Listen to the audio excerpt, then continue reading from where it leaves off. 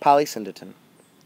Polysyndeton is a figure of addition and emphasis which intentionally employs a series of conjunctions not normally found in successive words, phrases, or clauses, or the deliberate and excessive use of conjunctions in successive words or clauses. This definition comes from AmericanRhetoric.com. Essentially, polysyndeton is the intentional overuse of and, or, but, for, nor, so, or yet for effect. This first example is one that I wrote in order to demonstrate why polysyndeton works. It reads, there were apples, oranges, pears, and watermelons. Rewriting this with polysyndeton, it reads, there were apples and oranges and pears and watermelons.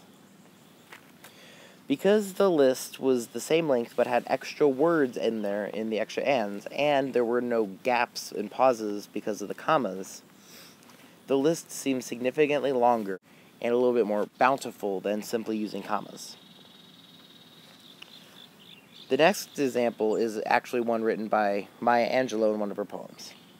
The original reads, let the white folks have their money and power and segregation and sarcasm, and big houses and schools and lawns like carpets, and books, and mostly let them have their whiteness. Rewriting this, removing all of the ands, we see that it reads, let the white folks have their money, power, segregation, sarcasm, big houses, schools, lawns like carpets, books, and mostly let them have their whiteness. No matter how this is read, it does not have the same rhythm or effect that the original does. The list seems much shorter, and it feels much more like a laundry list than it does something where each has equal weight.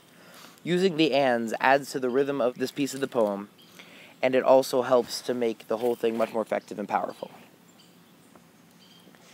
The next example is one from Mark Twain. This quote reads, I got into my old rags and my sugar hogshead again and was free and satisfied. But Tom Sawyer hunted me up and said he was going to start a band of robbers, and I might join if I would go back to the widow and be respectable. So I went back. There are 6 ands in 2 sentences in this quote. The whole thing adds a feeling of excitement, and it feels much more like a child's train of thought than it would have if it was written in shorter chunks, like it would normally have been. The other example comes from Ernest Hemingway. It reads, I said, who killed him? And he said, I don't know who killed him, but he's dead all right. And it was dark, and there was water standing in the street, and no lights or windows broke, and boats all up in the town, and trees blown down, and everything all blown, and I got a skiff and went out and found my boat where I had her inside Mango Key, and she was right, only she was full of water. This quote, being only one sentence, has 11 ands. Having all of the extra ands in there kind of makes it feel nervous, like it's an unclear train of thought due to fear or nervousness. Because of this, it adds much more of a sense of foreboding than the original quote would have had, and it demonstrates how versatile polysyndeton can be because the effect is opposite of that of the previous quote.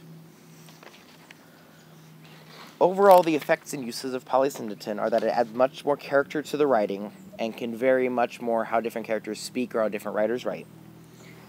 It can improve or change the feeling that the reader gets from a passage, adding more of a sense of foreboding as in the Ernest Hemingway part, or add a sense of rhythm as in Maya Angelou's, or add a much more childlike feel as in Mark Twain's. It doesn't really change the meaning of the quote in particular, but it changes the mood of it, adding much more of an ambiance than many quotes would have had. And as I said, it can be used for rhythm in poetry, as in Maya Angelou's example. I hope this helped explain polysyndeton to you, and thank you for listening.